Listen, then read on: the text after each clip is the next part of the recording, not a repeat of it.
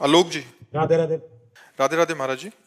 महाराज जी, गरीब दुखी और जरूरतमंद लोगों की सेवा का भक्ति में क्या स्थान है? क्या इस प्रकार की सेवा पहले ही बात भगवान तो की उपासना? गरीब दुखी जरूरतमंद ये हमें नहीं देखना। हमें देखना है कि मेरे भगवान इस रूप में जो मेरे को दिया है वो सेवा लेने के लिए आए हैं।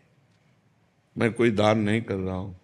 भगवान की तुदीयम वस्तु गोविंदम तुभ्यमेव समर्पये, आपकी दी हुई वस्तु आपको दे रहा हूं।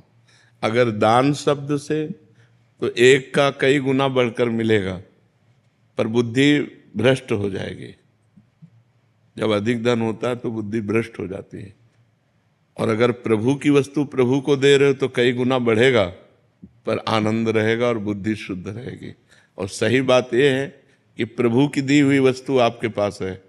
आपके नेत्र, आपके कान, आपका शरीर, आपकी बुद्धि, आपका मन, आपका धन, आपका जो भी है वो आपका कमाया हुआ नहीं है, प्रभु का दिया हुआ है। कहोगे हमने तो मेहनत की, तो बुद्धि और शरीर किसका है?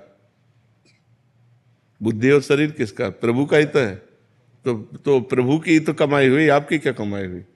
तो फिर प्रभु की दी हुई वस्तु से आए हुए प्रभु को हम स्वागत करते हैं। वो दीन रूप में है, वो गरीब रूप में है, वो बीमार रूप में है, वो जरूरतमंद के रूप में। पहले उन्हें प्रभु रूप में देखते हैं तो बहुत इससे भक्ति का योग पूरा प्राप्त हो जाएगा। हाँ, यही भक्ति बन जाएगी। जैसे एक बार एक नाथ जी महाराज गंगोत्री से जल लेकर के रामेश्वरम जी में चढ़ाने जा रहे थे। तो रामेश्वरम जी पहुंचने ही वाले थे तो देखा एक पशु गधा प्यास से व्याकुल किए जबान बाहर निकाले पैर फड़फड़ा रहा है। तो उनको नहीं देखा गया। कलश था गंगा जी का, गए और ऐसे गोद में लिया और पूरा कलश गंगा जी का। लोगों ने रोका भी जो उनके साथी जन थे कि अब रामेश्वर जी कितनी दूर रह गए, पास रह गए। इतनी दूर से उन्होंने कहा अब हमारी श्रद्धा यही हो गई, यही रामेश्वर है। जब ये प्यास से तड़प रहा है तो पूरा जे घड़ा पिलाया तो सब गए, सब रामेश्वर जी चढ़ाने, वहीं भगवान शिव प्रकट हो गए। यदि हम भगवत भाव से किसी पशु पक्षी की भी सेवा कर दे तो भगवान की सेवा हो जाती है। ऐसे हम अपना पैसा दान कर रहे हैं तो कई गुना बढ़कर मिल जाएगा। लेकिन पैसा कई गुना बढ़कर मिलना ठीक बात नहीं है, बुद्धि पवित्र रहना ठीक बात है। बहुत से धनी लोग हैं अपने रुपए का दुर्व्यवहार कर रहे हैं। क्लबों में जाना, शराब पीना, व्यभिचार करना, मनमानी आचरण करना, तो नरकगामी होंगे। तो रुपया नरकगामी, तो वो रुपया किस काम का जो हमारी दुर्गति कर दे? वो रुपया जिससे भगवान प्रसन्न हो, हमारी सदगति हो।